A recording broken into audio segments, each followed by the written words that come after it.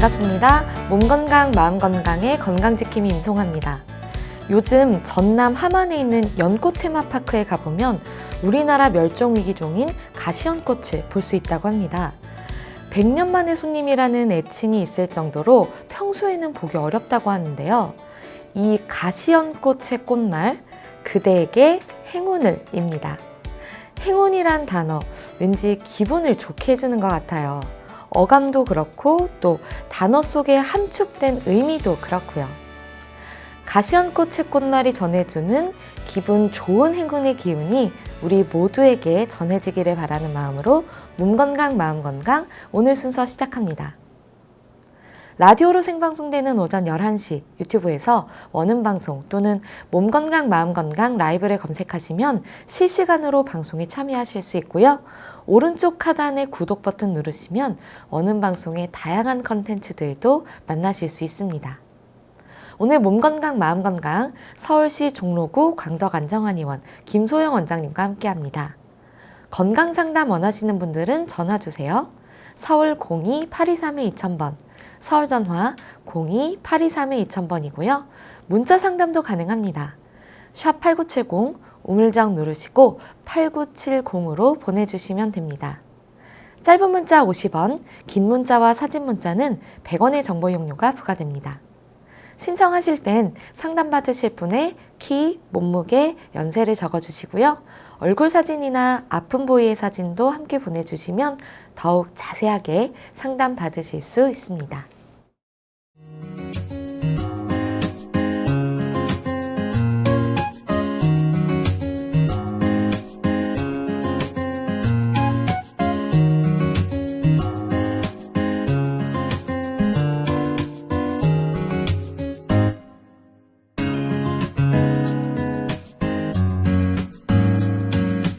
몸 건강, 마음 건강.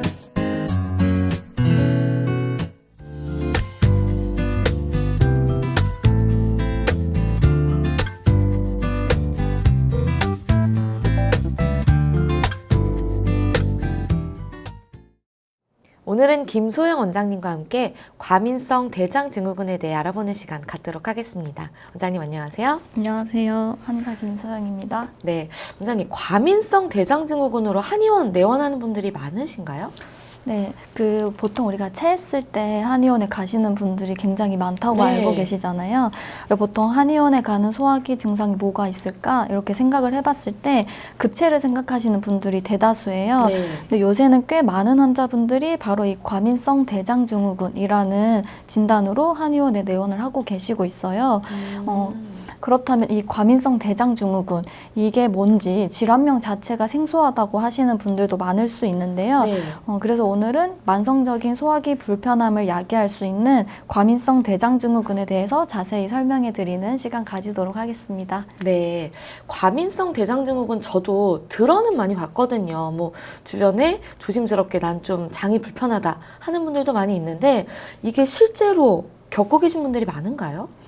네, 생각보다 많다고 보시면 되는데요. 밝혀진 역학조사에 따르면은 과민성 대장증후군은 가장 흔한 소화기 질환 중에 하나로 전체 소화기 질환자의 70% 이상을 차지하고 있고 전체 인구의 약 20% 정도가 이완된다고 밝혀지고 있습니다. 또 남성보다는 여성에게서 2배 정도 발병률이 높은 걸로 알려져 있고요. 주로 30, 40대 젊은 층에 호발하는 특징이 있는데 아마 이거는 뒤에서 제가 설명을 드리겠지만 조금 신경적인 부분과 연관이 많기 때문에 그 남성분들보다는 여성분들 그리고 조금 더 사회적 활동을 활발하게 하는 젊은 층들에서 호발이 되지 않을까 생각이 되고 있어요. 아, 신경성 질환 중에 하나다 보니까 좀 여성분들이 더 많이 힘들어 하시나 봐요. 이 대장이라는 말이 들어가서 저는 대장이 그냥 좀 불편하거나 문제가 있구나라고 생각했는데 소화기에 대한 말씀을 계속 해주시거든요. 소화기도 좀 이게 영향을 주나요? 네, 보통 이제 대장이라는 말이 들어가기 때문에 배변의 변화라고만 생각을 하시는 분들이 있는데요. 꼭 배변이 아니라 소화기 전체적인 뭐 불편감이라든지 통증이라든지 이런 포괄적인 증상들을 호소하시는 분들이 많으세요. 그러면 구체적으로 어떤 질환인가요? 과민성 대장증후군은 일단은 특정한 기질적인 병변이 없이 네. 복통이나 복부 불쾌감, 아울러 배변 습관의 변화를 보이는 질환입니다. 질환명에 보통 우리가 무슨 증후군이라고 말이 붙어진 질환들을 좀 들어본 적이 있으실 텐데요. 네네. 사실 어떤 증후군이라고 붙은 질환들은 대부분은 원인이 아직 뚜렷하게 밝혀지지 않았고 그리고 증상도 한두 가지로 정의를 내릴 수가 없이 사람에 따라서 조금씩 다른 증상들을 호소하실 때 우리가 네. 무슨 증후군이라고 말을 하고 있어요. 그래서 이거 과민성 대장증후군 역시 아직까지 명확한 원인이나 발생 기전이 밝혀지진 않았고요. 대장의 운동 이상이나 감각 이상, 그리고 뇌와 장관 사이의 상호작용의 문제, 또는 대장 내의 만성적인 염증 상태가 있다든지, 또는 장내 미생물군의 변화가 좀 있다든지, 또는 유전적인 인자나 심리적 요인 등으로 원인을 추정을 하고 있습니다. 아, 여러 가지 원인들로 추정하고 있다. 뭐 이런 말씀이신 것 같은데, 이 복부 통증이 있다고 말씀을 해주시니까 뭐 위염이나 다른 걸로 좀 오해하실 수도 있지 않을까 싶은데, 복부 통증은 정확하게 어떤 식으로 나타나나요? 그 증상에 따라 조금 다른데 사실 위염이나 우리가 식도염이라고 생각하시는 상부 소화기의 그 증상들은 보통 이제 복통이라기보다는 가슴 쓰림이라든지 흉통이라든지 아니면 음식을 드셨을 때 그 채기 이런 식의 증상을 호소하게 되는데 네. 과민성 대장증후군 같은 경우는 하복부에 불편감들이 있는 경우가 많아요. 네. 그래서 위염이 있으신 분이 대변에 변화가 생기는 경우는 별로 없는데 과민성 대장증후군 있는 분들은 보편적으로는 배변 습관의 변화를 동반하는 경우가 많기 때문에 사실 두 가지 그 질환은 조금 명확하게 분류가 되곤 있어요. 그러면 아랫배 통증을 말씀하시는 거군요. 네네. 그러면 추정되는 원인들도 정말 다양하고 한데, 이 기전들로 어떤 증상이 구체적으로 발생을 하나요? 네, 일단 첫 번째는 장운동의 이상이라고 보시면 됩니다. 일단 일반적으로는 장내의 내용물이 상행결장과 회행결장을 통과할 때 속도가 빨라지게 되면은 설사가 나오고요. 네. 반대로 이 통과하는 속도가 더디게 되면은 우리가 변비라고 호소하는 증상이 나오게 되는데요. 과민성 대장증후군 환자 같은 경우는 이러한 비정상적인 운동 양상이 조금 반복적으로 나타난다고 볼 수 있어요. 이 설사가 말하자면 장운동이 너무 활발해서 나타나는 뭐 현상이라고 봐야 되는 건가요? 네, 대장 운동의 과항진이라고 보시면 돼요. 그래서 정상적인 이 통과 속도보다 장 운동이 과하게 활발해졌을 때 조금 그 수분의 흡수가 안 되면서 설사처럼 나오게 되게 되거든요. 네. 그래서 반대로 변비는 이 운동이 더뎌져서 생긴다고 보시면 되고요. 네. 그리고 그 추정되는 원인들 중에 두 번째는 장관 확장에 대한 내장 감각의 과민 반응이라고 보시면 되는데요. 네. 과민성 대장증후군 환자 같은 경우는 장관이 팽창할 때 과도하게 민감도를 보이는 게 특징적이에요. 그래서 우리가 장 내부에 가스가 찬다라는 상황을 가정했을 때 보통의 다른 분들과 비슷한 양의 가스가 차더라도 내장 감각 자체가 예민하게 반응하기 때문에 복부가 아프다 또는 배가 너무 빵빵하다 이렇게 호소를 하실 수가 있으세요. 아, 누가 아랫배를 약간 찌르거나 누르는 듯한 느낌이 이 과민성 대장증후군의 통증이군요. 그렇게 있으실 수도 있고 아니면 정말 배에 뭔가 찬 듯한 느낌. 보통 우리가 체하고 그게 좀 오래됐을 때 네. 배가 풍선처럼 이렇게 빵빵해지고 불편한 느낌을 받으시잖아요. 그런 느낌이 정말 조그만 이렇게 음식을 먹었다거나 아니면 조금 가스가 찼을 때도 느껴지실 수 있으세요. 그래서 다른 분들보다 좀 더 민감하게 반응을 한다라고 보시면 되시고요. 혹시 그러면 가스가 자주 차서 소위 말하는 방귀가 자주 나오는 것도 이 증후군인가요? 증상에 있으실 수 있으세요. 그래서 꼭 방귀만 나온다 이렇게 하시는 분들을 다 과민성 대장증후군이라고 진단을 하진 않지만은 네. 그 증상 중에 하나로 가스가 너무 자주 탄다거나 아니면 불편하다라고 했을 때 우리가 유추는 해보실 수 있거든요. 네.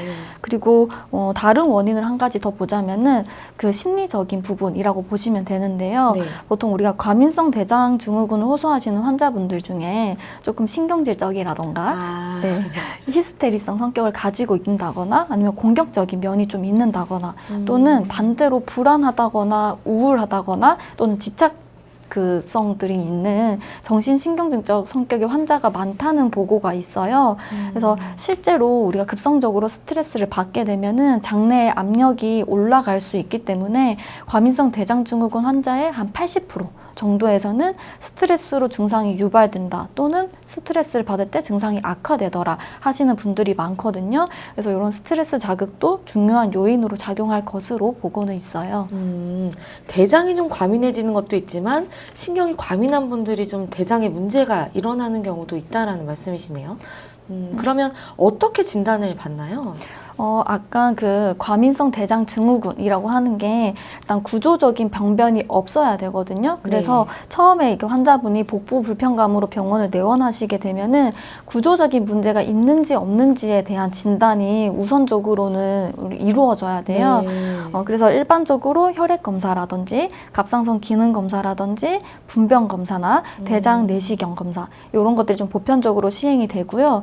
증상에 따라서는 직장 항문 기능 검사, 대변 배양 검사 등의 추가적인 검사가 이루어지는 경우도 있습니다. 그러니까 증후군이 아니라 진짜로 문제가 있는지를 먼저 확인한다는 말씀이신 거죠? 네, 그 대장에 혹시 궤양이라든지 아니면 악성 신생물들이라든지 이런 구조적인 문제가 있을 때 보편적으로 대변에 그 변화가 있으실 수도 있고 복통을 동반될 수 있기 때문에 사실 구조적인 부분의 감별은 우선적으로 시행이 되어야 하고요. 만약 이런 검사에서 아무 문제가 없다라고 나오는 경우에는 이제 과민성 대장 증후군이 아닐까라고 의심을 해볼 수 있는데요. 우리가 그 1999년에 발표된 진단 기준에 따르면은 과민성 대장 증후군은 제가 이제 말씀드릴 어떤 증상들을 호소를 할 때 유출을 해볼 수 있다라고 말하는데요. 일단 첫 번째는 배변에 의해서 증상이 완화된다. 두 번째는 배변 횟수와 증상이 연관이 있다. 세 번째는 대변 모양의 변화가 나타나서 복통이나 복부 불쾌감이 나타나는데 앞서 말한 이 세 가지 증상들이 하루 이틀 지속되는 걸로 진단이 내려지진 않고요. 1년 내 적어도 3개월 이상 지속적이거나 반복적으로 있어야 한다는 기준이 있습니다. 이 외에도 다른 증상들을 보게 되면은 하루 3회 이상 혹은 일주일에 3회 미만으로 대변 횟수가 생긴다거나 아니면은 대변의 형태가 너무 딱딱하다 또는 수양성으로 너무 묽다 이런 굵기의 변화가 생기거나 이제 세 번째는 대변을 볼 때의 느낌인데 너무 급박하게 그 느낌이 와서 화장실에 갔는데 보고 나서는 시원하지 않고 뒤가 묵직한 느낌 이런 불편감이 든다. 또는 대변을 볼 때 우리가 점액변이라고 해서 약간 이렇게 막이 씌어진 것처럼 하고 약간 묽은 그런 변을 보시는 분들이 있어요. 이런 대변 상태가 변화가 된다거나 아니면 이제 복부의 불편감인데 복부가 풍선처럼 팽창된 느낌이 든다거나 아니면 이런 팽만감을 호소하실 때도 우리가 진단을 내릴 수 있는 추가적인 기준이 될 수 있어요. 이 과민성 대장 증후군 앓고 계신 분들은 화장실 엄청 자주 가서 진짜 불편하시다고 하더라고요. 횟수가 자주 가시는 분들도 있고 시험 칠 때 학생들 보면은 갑자기 화장실 가고 싶다고 하는 분들 있잖아요. 사실 이거는 과민성 대장 증후군이라고 말할 수는 없지만 그런 증상처럼 내가 스트레스를 받거나 긴장될 때마다 너무 빈번하게 화장실 가시는 분들이 있으세요. 그런 분들도 사실 요 질환으로 진단을 받고 오시는 경우가 많아요. 근데 사실 지금 말씀하신 것들을 보면 이 검사가 굉장히 복잡해 보이는데 내원하시는 분들이 다 이 검사와 진단을 받고 오시나요? 실제로 과민성 대장 증후군을 앓고 계신 분들은 이게 만성적으로 지속되어 온 증상이기 때문에 적어도 한 번은 양방병원에 다녀왔다는 분들이 많거든요. 만성적이군요. 그러니까 그 하루 이틀 만에 보통 오시는 분들은 없고요. 이게 꽤 오랫동안 몇 개월 이상 지속이 된다거나 아니면 실제 직장 생활을 할 때 이 증상들 때문에 불편감이 있으셔서 오시는 분들이 많아요. 그래서 대부분은 한 번 이상 검사를 받고 오시는데 앞서 말씀드린 검사들을 다 받으시진 않고요. 대부분은 이제 우리 대장 내시경이나 이제 복부 초음파 요 정도는 받고 오시는 분들이 많아요. 그래서 이런 간단한 검사로도 구조적인 문제가 있는지 없는지는 구별이 되기 때문에 그런 검사에서 문제가 없다라고 하면은 이제 이 과민성 대장 증후군 요거로 의심을 받으셔서 오시는 분들이 대다수라고 보시면 됩니다. 그래서 과민성 대장 증후군은 정말 사실 우리가 평소에 굉장히 많이 겪을 수 있는 장 트러블이잖아요. 그래서 내가 과민성 대장증후군인지 좀 알아볼 수 있으면 좋을 것 같은데 증상들이 구체적으로 어떻게 되나요?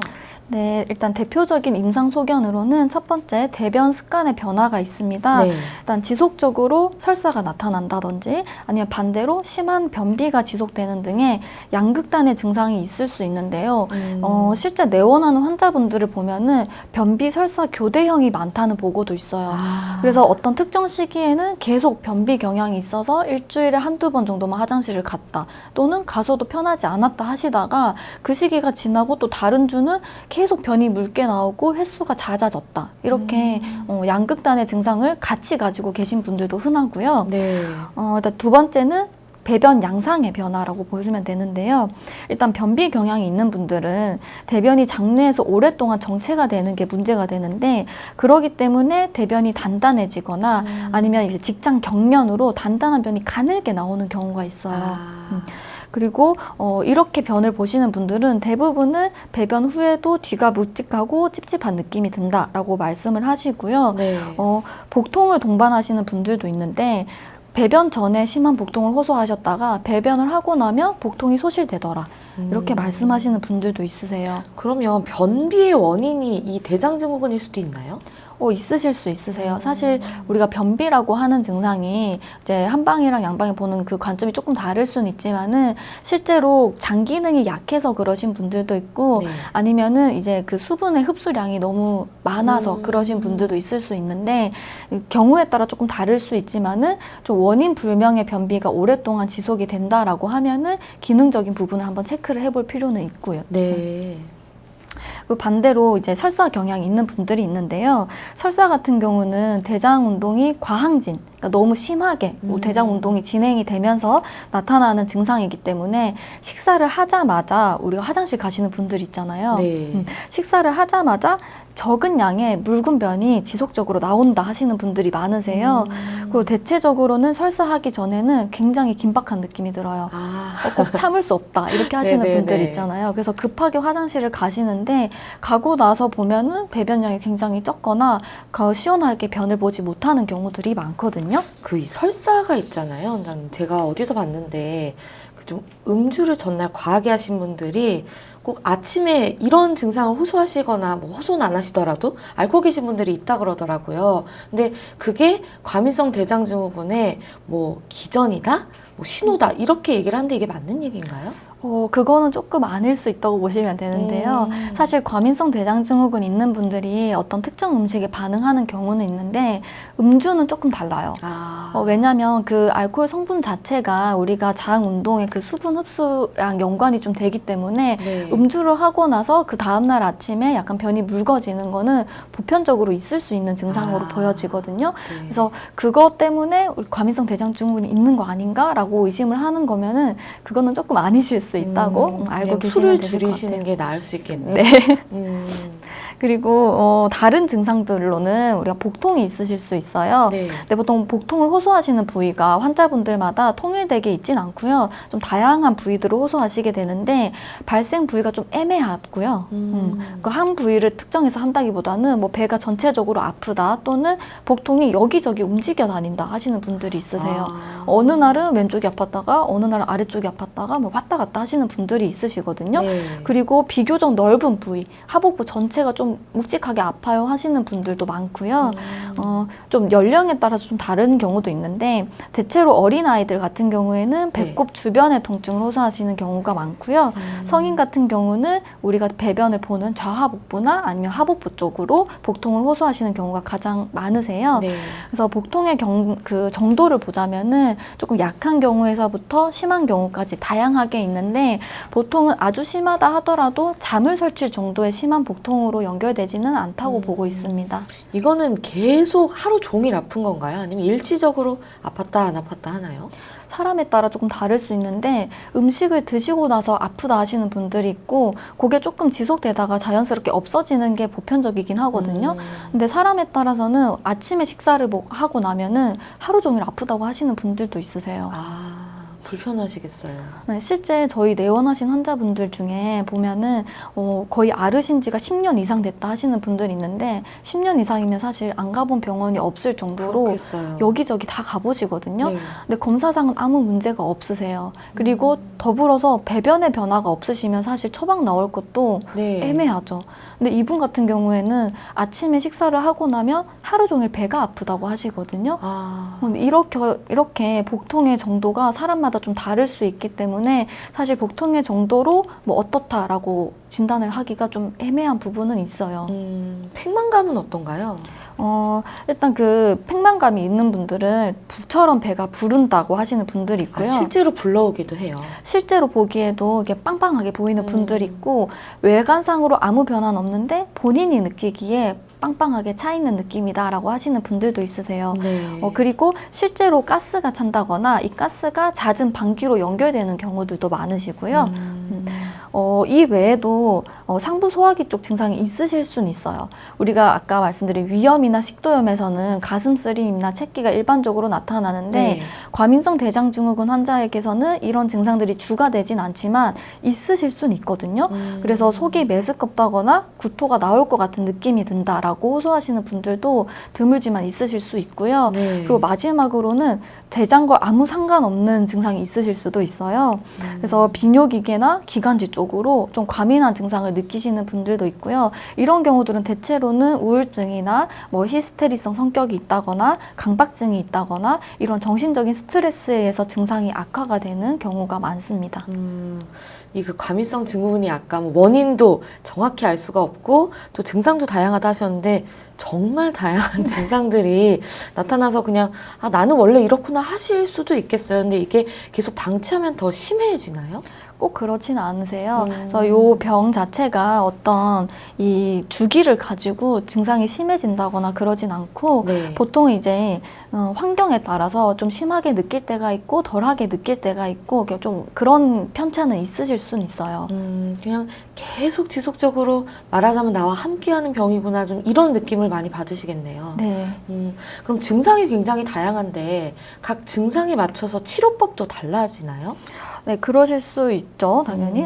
과민성 대장증후군은 일단은 그 장내 염증이나 궤양 등의 구조적인 문제는 전혀 없기 때문에 대부분은 생활 지도나 관리에 대한 티칭이 이루어지게 되는데요. 증상의 정도에 따라서 약물 치료가 필요한 경우도 있으세요. 근데 이거는 정말 환자분이 호소하는 증상에 따라서 그 증상에 맞는 약물이 이렇게 병행이 되는데 설사 경향이 있는 분들은 이제 장의 예민도를 낮춰줘야 되기 때문에 진경제가 처방이 되고요. 진경제. 네. 변비가 있는 분들은 이제 부피 형성 완화제라고 해서 그런 부피 형성?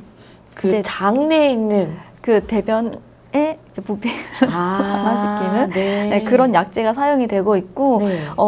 경우에 따라서는 신경 안정제가 병행이 되기도 하고 있어요. 확실히 신경적인 부분을 좀 무시할 수가 없는 질병인 것 같은데 그럼 한방에서는 과민성 대장증후군을 어떻게 보고 있나요? 한의학에서는 일단 과민성 대장증후군이라고 해가지고 한 가지 질환으로 딱 보진 않고요. 마찬가지로 복통, 변비, 설사 요 세 가지의 범주로 보고 있는데요. 네. 일단 환자분들이 호소하는 복부 증상이랑 하고 기타의 컨디션 상태들을 조금 복합적으로 봐서 원인에 대해서 접근을 하고 있어요. 그래서 지금부터 제가 한방적으로 진단이 내려지는 원인에 대해서 설명을 드릴 건데요. 네네. 이제 한방적인 용어들을 조금 사용할 거라서 이걸 네. 제가 조금 쉽게 설명을 해드릴게요. 네. 일단 첫 번째는 과민성 대장증후군을 한방에서도 주요 병인을 간울기체라고 하는데 간울기체. 네, 이거는 스트레스라고 보시면 되세요. 그래서 간울기체증으로 진단되는 분들 같은 경우는 이제 억울이나 분노 또는 정서적인 긴장 요 상황에서 배가 불러지는 창만증이 생긴다거나 아니면 복통이나 설사 같은 배변 습관의 변화가 생기고 뱃속에서 꼬르륵 소리 난다고 하시는 분들이 있어요. 네. 우리가 진수음이라고 표현을 하는데 뱃속에서 물소리가 난다거나 아니면 트름이 자주 나온다거나 또는 가스가 찬다라고 호소하시는 분들이 있으신데 이런 경우에는 우리가 간헐기체증, 즉 스트레스로 인한 증상으로 진단을 내리고 있고요. 제가 갑자기 궁금한 건데 스트레스가 일시적으로 강하게 왔잖아요. 그러면 이 스트레스는 뭐 이 일이 해결돼서 풀어졌는데 이 과민성 대장증후군만 남아있을 수도 있나요? 그 증상들이 약간 후유증처럼 있는 분들이 있을 수는 있으세요. 이제 보통은 급성 스트레스 상태에서 이 증상을 심하게 호소하시는데 그 증상이 좀 오랫동안 지속되신 분들은 스트레스 자극이 없어졌는데도 불구하고 이미 장의 기능 자체가 균형이 깨졌기 때문에 그 증상들을 지속적으로 호소하실 수는 있거든요. 근데 일단 그런 부분들은 환자분이 이 병이 스트레스로 인해서 생긴 병이다라는 인지를 하고 나면은 조금 완화되실 수도 있으세요. 그렇군요. 그리고 두 번째는 우리가 비위허약이라고 해서 실제 소화기 기능의 저하라고 보시면 되시는데요. 네. 여기에 속하는 환자분들은 일단 식욕이 조금 떨어지고요. 네. 그래서 안색이 좀 좋지 않거나 피로감을 호소하시는 경우가 많으세요. 그리고 이 변의 상태 또한 조금 묽고 점액질의 대변을 본다거나 아니면 소화 기능이 떨어지기 때문에 소화가 되지 않는 음식물들이 대변에 섞여 있는 경우도 있는 경우가 있어요. 이제 세 번째는 한습 조체라고 표현을 하는데요. 한습 조체요? 네, 네. 한과 습의 결합이죠. 조금 쉽게 설명하자면은 우리가 습담이라고 표현하는 게 있는데 네. 불필요한 노폐물이라고 보시면 되실 것 같아요. 이 노폐물과 한기가 합쳐져서 장관의 기능이 떨어진 상태다라고 보시면 되고요. 좀 어렵네요. 보통 이제 몸이 차신 분들이 변이 묽다거나 이제 설사를 호소하시는 경우가 많죠. 그렇게 생각하시면 되세요. 네. 그래서 대변의 상태가 이제 변비 쪽으로 가는 분들보다는 묽어지는 쪽으로 가시는 분들이 많거든요. 그래서 대체로 몸이 차신 분들한테서 이런 증상이 나타나는 경우들이 많고요. 네. 이제 묽은 설사나 점액질의 대변을 보고 배변 전에는 너무 급하고 배가 아프다라는 느낌을 받으시는데 이 배변을 보고 나서는 좀 시원하지 않다 하시는 분들이 많으세요. 그럼 요거와 반대 증상이 있겠죠. 네. 방금은 한이었으면 네. 이번엔 열의 증상도 있을 수 네. 있어요. 그래서 이거는 우리가 장위 열결이라고 표현을 하는데 네. 장내에 열이 뭉쳐 있다. 그러니까 모여 있다라고 해서 이런 경우는 반대로 변비 경향으로 진행이 되세요. 네. 그래서 보통 열성 체질이신 분들도 많고요. 그리고 조금 쉽게 흥분하시는 분들도 여기에 속하시는 분들이 많으신데요.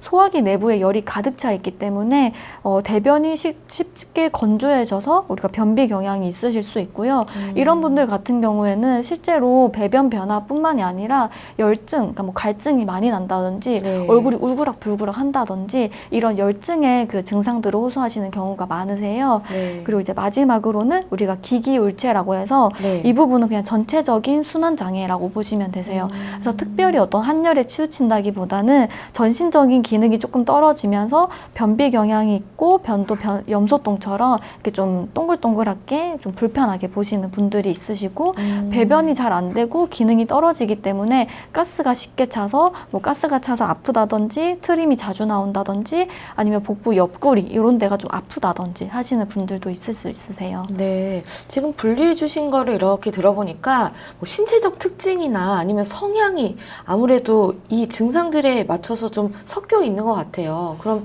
치료를 할 때도 체질을 좀 감별을 해서 거기에 맞춰서 치료를 하면 더 효과적인가요? 그렇습니다. 왜냐하면 아까 과민성 대장증후군 같은 경우는 환자분들에 따라서 원인이 다를 수 있기 때문에 사실 체질이라고 하는 거를 무시할 수는 없거든요. 네. 그래서 체질에 맞는 어떤 식이요법이라든지 아니면 체질에 따라서 안 좋아질 수 있는 부분들을 감안을 해서 우리 치료가 들어간다면은 훨씬 빨리 좋아질 수도 있고 앞으로 반복해서 증상이 나타나는 거를 예방하실 수 있는 효과도 있어요. 네. 그럼 구체적인 치료 방법들이 궁금한데 어떤 치료를 받게 되나요? 일단은 한방치료 같은 경우는 병증의 원인을 제거하고 그리고 전체적인 기혈순환을 원활하게 하는 근본치료로 증상을 완화시키고 앞으로 반복되는 걸 예방하는 걸 목적으로 두고 있는데요. 네. 그래서 보통 이런 내장기 증상 같은 경우는 한약 치료가 필요한 경우가 많으세요. 그래서 한약 같은 경우는 한의사의 문진을 통해서 환자분에 따라 어떤 체질이라든지 아니면 증상이라든지 또는 증상을 일으키는 원인이라든지 이런 부분을 감별 개별해서 처방이 되게 되고요. 네. 한약 치료의 목표 같은 경우는 일단 현재 불편한 증상을 완화하는 것도 있지만은 근본 원인이 되는 기능을 보완해줘서 전체적인 컨디션을 향상시키는 거를 목표로 하게 돼요. 네. 그리고 두 번째는 일단 실제로 환자분한테 가해지는 치료로 보게 되는데 대표적인 거는 침 치료랑 하복부의 뜸 치료라고 보시면 되시고요. 이 두 가지는 전체적인 순환을 도와주고 그리고 온열 효과가 있기 때문에 심리적인 안정이나 양기를 북돋아주는 효과도 있습니다. 네. 그리고 마지막으로는 이제 물리치료 요법으로 경피 적외선 조사라고 해서 따뜻한 열기를 쬐주는 거나 온찜질 등에 해서 그 온찜질 등을 하복부 쪽으로 해서 경락이나 경혈을 좀 따뜻하게 해서 전체적인 순환을 촉진시키기도 하고요. 네. 그러면 뭐 사람마다 다르겠지만 치료 기간은 어느 정도 잡으면 되나요? 대부분의 경우에는 일단 3개월 이상을 보는 경우가 많은데요. 아. 왜냐면은 이게 만성적인 어떤 스트레스나 자극으로 인해서 증상이 생기는 거기 때문에 하루 이틀 정도의 단기간 치료로는 효과를 보시기가 조금 드문 경우들이 있으세요. 그리고 앞으로의 어떤 생활 관리가 같이 이루어져야 되기 때문에 치료를 하면서 이제 시기 티칭이라든지 생활 관리에 대한 부분도 같이 들어가셔야 되거든요. 네. 그래서 보통적으로 이런 내장기 증상들은 3개월 정도는 치료 기간을 보시는데 3개월 만에 완치가 되는 분들도 있고 치료 기간이 조금 더 걸리시는 분들이 있고 한 달 내에도 완화가 되시는 분들도 있고 사실 그 환자분에 따라서 치료 기간은 조금 재설정이 되는 경우들이 많으세요. 증상이 좀 눈에 띄게 아무래도 완화가 되려면 좀 기간을 어느 정도 잡고 좀 하셔야겠네요. 그 아까 체질에 따라서 좀 달라질 수 있다고 하셨잖아요. 그럼 뭐 체질식이라든지 이런 생활 습관을 변화시키면 실제로 좀 완화가 많이 되나요? 그렇습니다. 왜냐하면 우리가 체질식이라고 하는 게 체질을 보는 한의원에서는 굉장히 중요하게 생각을 하는데요. 네. 왜냐하면 우리가 동물을 보게 되면은 초식 동물 있고 육식 동물 있고 다 먹이 주로 네. 먹는 음식들이 달라지잖아요. 근데 이 먹이 구조가 다른 게 사실 사람밖에 없거든요. 아. 사람 같은 경우는 뭐 초식이든 육식이든 뭐 가리지 않고 대부분은 다 먹고 있잖아요. 근데 사실 체질의 관점에서 봤을 때는 사람에 따라서 발달된 장기의 그 강약이 다르기 때문에 사실 요것도 맞춰서 드시는 게 소화가 훨씬 잘 된다라고 봐요. 그래서 체질에 따라서 소화가 잘 되는 음식과 소화가 안 되는 음식이 있을 수 있기 때문에 소화가 잘 안 되는 음식들을 좀 과도하게 자주 섭취를 하게 됐을 경우 장운동에 안 좋은 영향을 줄 수가 있겠죠. 그래서 체질 같은 경우는 사실 한의원에 내원을 해서 정확하게 진단을 받고 맞는 음식을 좀 책정을 해보는 것도 도움이 되실 수는 있으세요. 아무래도 장이 소화된 물질들을 좀 관리하는 기관이다 보니까 좀 확실히 영향이 있겠네요. 그렇다면 좀 장이 예민하신 분들 혹은 이미 대장증후군을 겪고 계신 분들이 이런 식으로 좀 생활 습관을 조절하시면 좋다 하는 방법들이 있을까요? 네, 일단 우선은 원인이 되는 심리적인 불안이라든지 갈등을 제거하는 것이 가장 중요하다라고 보는데요. 네. 일단 환자분이 본인의 병에 대해서 인지를 하고 있는 것이 우선이기 때문에 본인이 어떤 상황에서 스트레스를 받는지 또는 언제 증상이 심해지는지를 체크할 필요가 있습니다. 네. 그래서 이런 부분이 체크가 된다면은 비슷한 자극에 노출되는 것을 줄이는 것만으로도 증상 완화를 우리가 꾀할 수 있고요. 그리고 두 번째는 우리가 산책이나 조깅 같은 가벼운 유산소 운동을 통해서 장 운동을 활성화시키는 것도 한 가지 방법이 되실 수 있습니다. 네. 그리고 또 대장은 음식과 연관이 많죠. 그래서 음식의 영향을 무시할 수 없는데요. 네. 대장에 심한 자극을 줄 수 있는 음식의 섭취라든지 아니면 과식 이런 것들은 피하시는 게 좋고요. 규칙적인 식사 습관을 들이시는 게 좋을 수 있고요. 그리고 일반적으로 고지방 식품이라든지 담배나 커피 그리고 당분이 많은 음식은 우리가 소화시킬 때 조금 에너지가 소모가 되는 게 많기 때문에 이런 음식들의 섭취를 줄이라고 권장을 해드리고요. 환자에 따라서는 증상에 따라서 그 증상을 일으키는 시기가 조금 다양해요. 그래서 어떤 분들은 육류를 먹을 때 그렇고 어떤 분들은 육류는 전혀 상관없고 채소를 먹을 때 그렇다 하시는 분들이 있으시거든요. 근데 이런 부분은 통일성이 없는 경우가 많기 때문에 자기가 어떤 음식을 먹었는지 그날의 식단 일지를 써보고 이때 증상이 나타났다. 이런 부분에서 우리가 어떤 음식이 원인이 되는지를 찾아가는 것도 한 가지 방법이 되실 수 있어요. 네, 확실히 생활 습관 관리가 중요한 병이라는 생각이 드는데요. 오늘은 과민성 대장증후군에 대해 알아보는 시간이었습니다. 원장님 좋은 말씀 감사합니다. 네, 감사합니다. 미니 강의 오늘은 김소영 원장님께서 과민성 대장증후군에 대해 자세히 강의해 주셨습니다.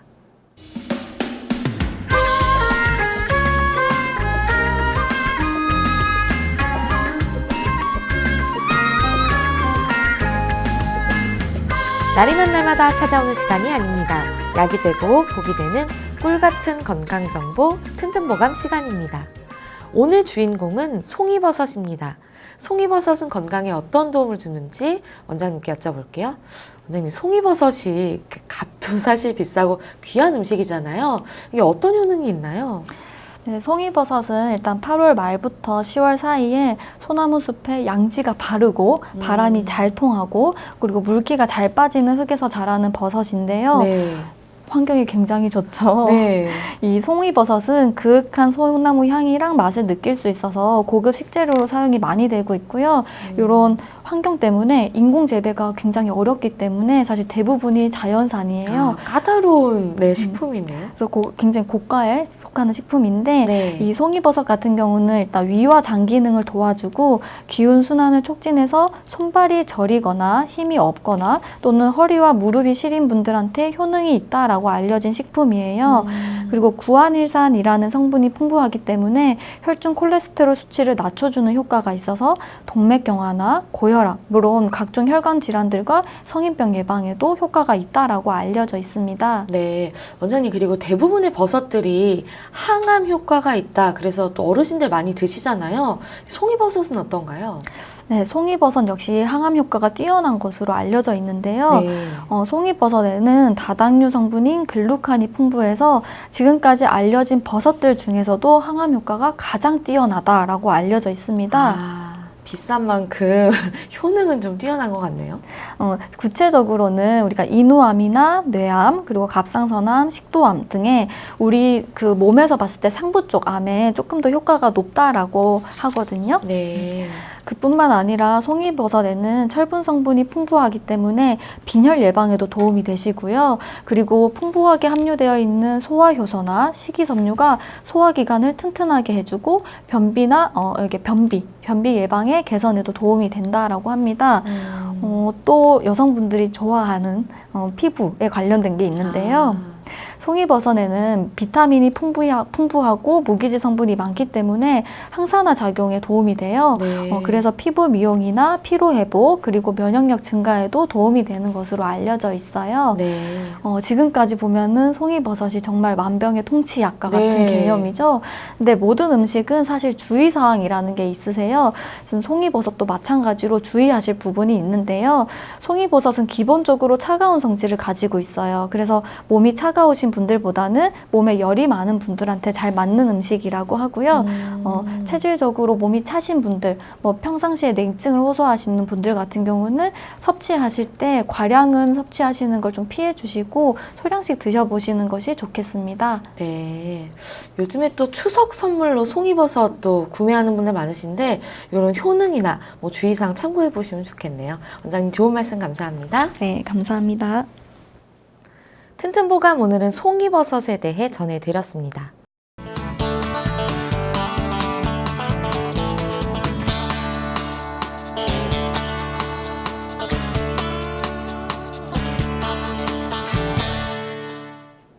자, 그럼 오늘의 건강상담 시작해 볼 텐데요. 건강상담은 체질이나 상황에 따라 개인차가 있을 수 있다는 점 미리 말씀드립니다. 상담 전화 서울 02-823-2000번입니다. 몸건강, 마음건강은 TV와 라디오를 통해 방송됩니다.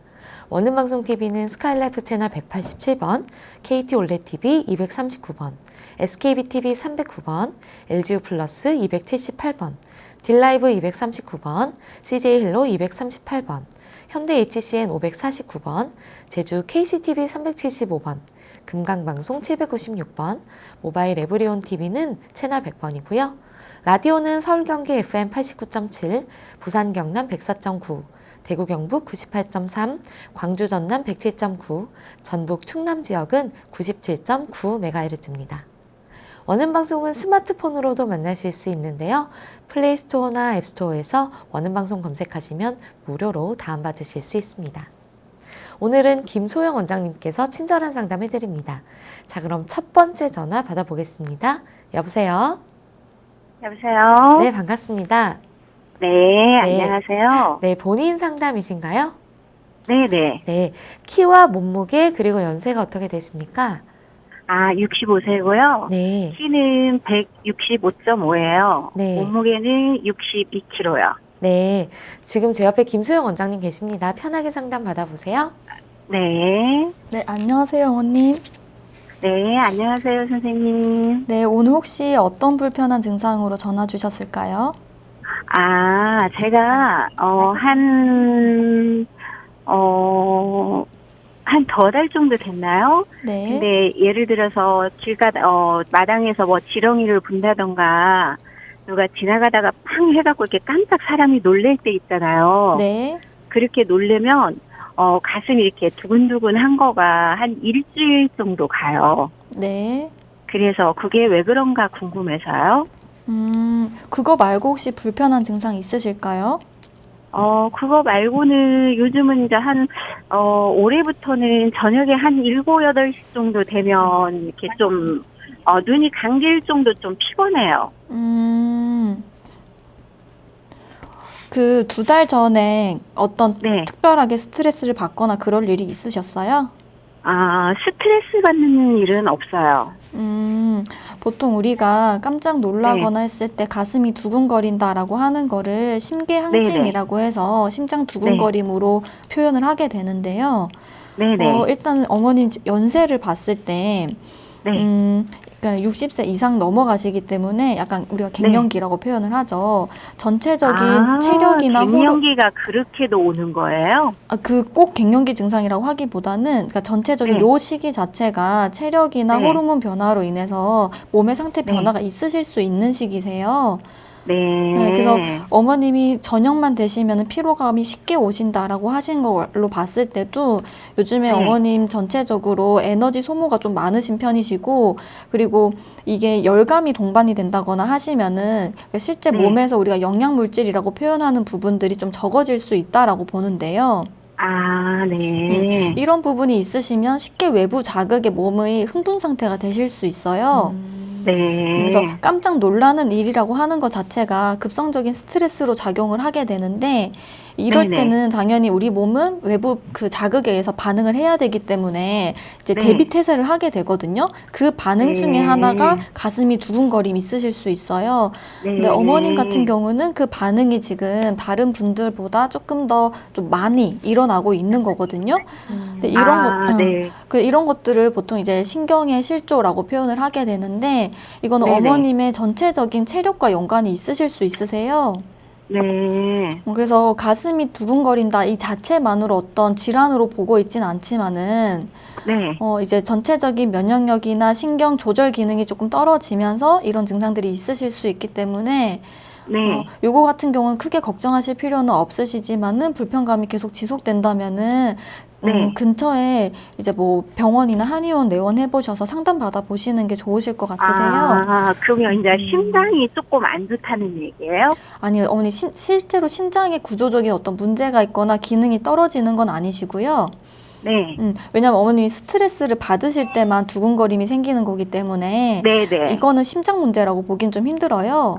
스트레스가 아니고 뭐 보고 놀랬을 때 그래요. 네, 그게 이제 전에는 그걸 보고 놀래면 네. 그 순간만 네. 이렇게 현기증이 나면서 가슴이 두근거리고 바로 괜찮았거든요. 네네. 근데 지금은 그게 이제 일주일이 간다는 거죠. 점점 이제 좀 강도는 약해지는데 네. 일주일은 이렇게 가슴이 뛴다는 거죠. 네, 이 깜짝 놀라는 일 자체가 우리 몸에서는 어떤 급성적인 스트레스로 인지를 하실 수 있어요. 정신적인 충격이기 때문에. 근데 요게 가해졌을 때 이제 우리 몸의 신경계는 이 반응을 대처하기 위해서 변화가 생기게 되는데 네. 그 변화의 정도가 조금 과하게 일어나고 오래 유지가 되는 거거든요. 네. 이거는 실제 심장에 문제가 있다기보다는 그냥 기능적인 네. 부분의 문제라고 보시면 되세요. 근데 네. 일주일이 지속되는 거는 뭐 하루 정도는 그럴 수 있는데 굉장히 긴 기간 아닌가요?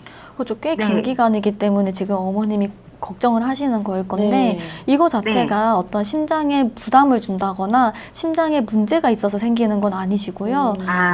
그쪽으로는 상관이 없어요? 네, 그건 아니실 수 있으세요. 왜냐하면 심장에 문제가 있는 분들은 꼭 깜짝 놀라는 일이 아니어도 어떤 두근거림이 느껴진다거나 불편감이 있으실 네. 수 있거든요. 네. 그렇기 때문에 일단 어머님이 조금 걱정이 되신다면 심장에 대한 네. 어떤 검사는 선행을 되는 게 맞는데 지금 요 듣는 요 증상으로만 봤을 때는 심장 쪽의 네. 문제보다는 어떤 기능 네. 조절이 조금 불리한 느낌이 있으시고요. 그래서 이렇게 밤에 피로가 오고 그런 거예요? 연관이 있으실 수 있어요. 네. 그 정신적으로 항상 항진되는 상태이기 때문에 쉽게 피로감을 네. 느끼실 수 있고요. 요즘에 네. 어머님 체력이나 면역력이 떨어지기 때문에 그 반응이 과하게 나타나는 걸 수도 있어요. 두 개는 네. 상호작용을 할 수 있기 때문에 일단 이 네, 네. 부분은 한번 가까운 병원 가셔서 한번 체크를 해보세요, 어머니. 네. 그리고 선생님 뭐 좀 하나 더 물어볼게요. 네. 예를 들어서, 삶 같은 거, 산양선삼, 네네. 그런 걸 아기는 몇 살 때부터 이렇게 먹여야 되는 거예요? 보통 모든 약재 같은 경우는 돌 전에는 먹이지 않는 게 일반적이고요. 아기에 따라서, 그러니까 이 체질에 네네. 따라서 보통 분류를 하게 되는데 열성 체질인 아기들 같은 경우는 산삼 같은 경우를 조금 신중하게 먹이거나 아니면 소량으로 복용을 하거나 또는 안 먹이는 네. 경우도 있으시거든요. 그러면 뭐 3살, 5살 그 정도 되면 소량은 먹여도 돼요?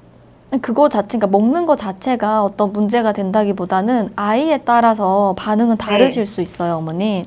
네. 그래서 보통 3살, 5살 이상이 되시면은 이제 먹으면 안 되는 나이는 아니거든요.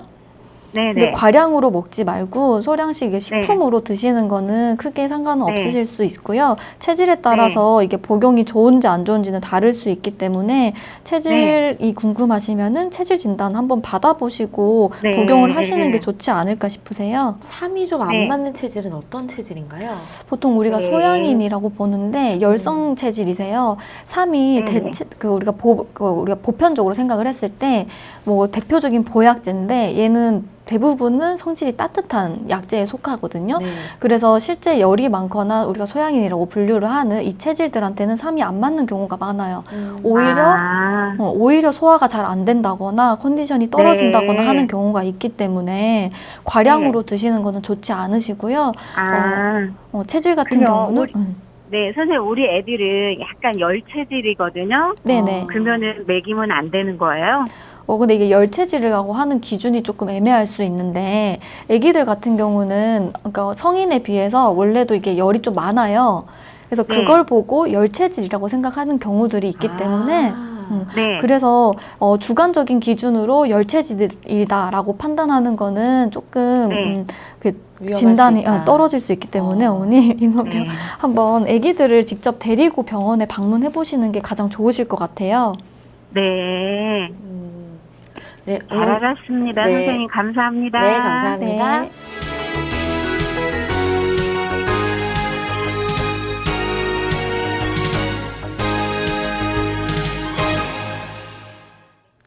뒷번호 3166 쓰시는 분인데요. 원장님, 비염이 저는 심합니다. 그런데요, 예전에는 안 그랬는데 50이 넘고 나서는 환절기 때 되면 꽃 알러지가 심해졌습니다. 알러지가 심하면 눈도 충혈되고 정신이 없습니다. 한 방으로 고칠 수 있을까요? 라고 질문 주셨어요. 네, 비염 치료 한 방으로 하시는 분들 굉장히 일단 많고요. 네, 그렇더라고요. 비염이라고 하는 게 뭐냐면은 사실 알러지 소위는 누구나 가지고 있어요. 근데 어떤 특정 알러지에 의해서 반응을 하게 되는 것 중에 하나가 비염인데요.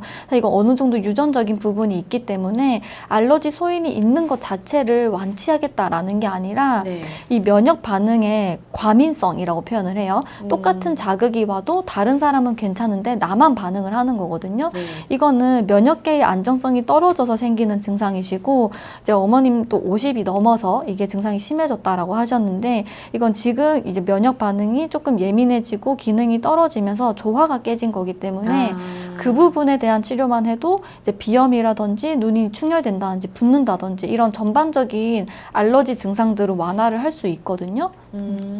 근데 이분 같은 경우에는 뭐 어떤 절차인지 모르겠지만 어쨌든 꽃 알러지가 50이 넘어서 좀 발현이 심하게 되시는 것 같은데 알러지가 없던 게 생길 수도 있나요? 있으실 수 있으세요. 왜냐하면 우리가 알레르기 질환이라고 하는 것들이 네. 딱 어떤 뭐 병이라기보다는 아까 말씀드린 면역 체계의 과민성이거든요. 그래서 증상이 없던 분들도 내가 요즘에 컨디션이 떨어지면은 없던 알러지도 있다고 하시는 분들이 있으세요. 그래서 이런 부분들은 이전에 내가 이런 소인을 가지고 있었지만 내 면역계가 대항을 할 수 있었기 때문에 반응이 없던 분들도 있고요. 그리고 지금 현재 면역계의 그 균형이 떨어져서 다른 외부 물질에서 우리가 어떤 알러지를 일으키는 경우도 있으세요. 그래서 없던 알러지가 생길 수도 있고 있던 알러지가 완화되는 경우도 있으시거든요. 그래서 이런 부분 같은 경우는 일단 치료는 가능하시고 이제 똑같은 자극이 있더라도 내가 그냥 알러지 소인을 가지고 있더라도 증상이 없다면은 사실 생활하는데 크게 문제가 되진 않으세요. 그래서 그런 부분을 목적으로 해서 치료가 들어가시면은 훨씬 지금보다 증상이 완화되실 수 있으시고 앞으로 다른 또 가을이 오잖아요. 네. 환절기를 계속 겹칠 때도 지금보다 증상은 적게 또는 좀 약하게 올라오실 거예요. 결국에는 몸의 관리와 어떤 면역력 강화가 굉장히 중요할 것 같습니다.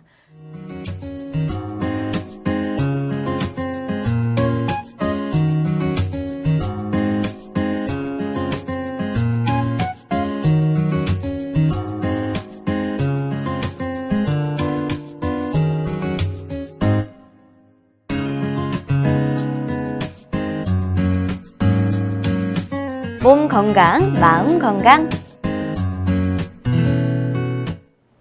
몸 건강, 마음 건강 오늘 김소영 원장님과 함께했습니다. 원장님 좋은 말씀 감사합니다. 네, 감사합니다. 다음 시간엔 한의사 최진용 박사님과 함께 할게요. 오늘도 건강한 하루 보내세요.